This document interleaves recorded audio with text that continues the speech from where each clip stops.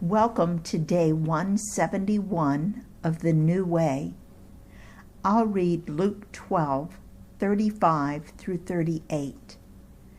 Be dressed, ready for service, and keep your lamps burning, like servants waiting for their master to return from a wedding banquet, so that when he comes and knocks, they can immediately open the door for him.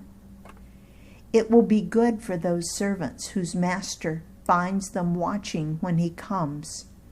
Truly, I tell you, he will dress himself to serve, will have them recline at the table, and will come and wait on them. It will be good for those servants whose master finds them ready, even if he comes in the middle of the night or toward daybreak. Jesus says that we should always be watching for his return. The Jewish people had, at the time of Jesus, a beautiful example of this, the wedding day. You know that Mary and Joseph were espoused. That is like engagement, but was legally binding. Let me give you some background. In Jesus' time period, when a couple became espoused, both families met with the priest for a ceremony and then went back to their parents' homes. The man's responsibility was to provide a house with furniture. He also needed to be able to support his wife.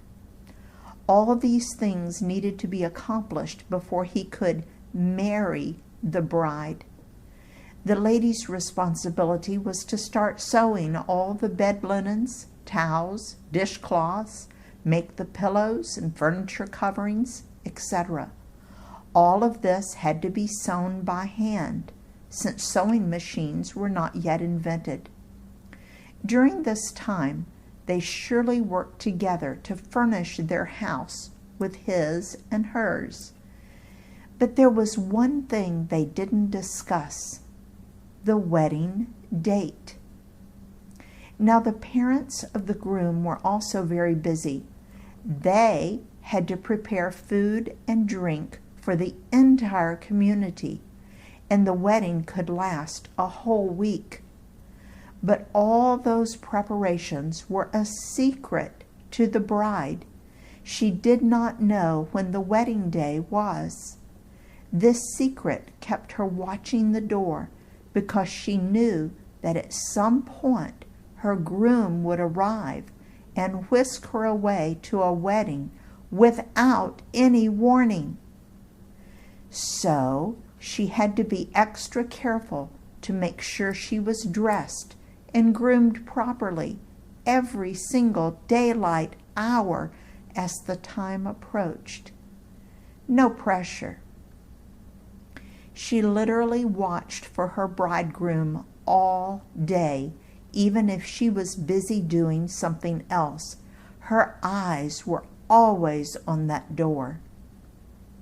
Now, this is a beautiful picture of the way we should live, always thinking about Jesus, our bridegroom, and about the beautiful place he has gone to prepare for us, heaven.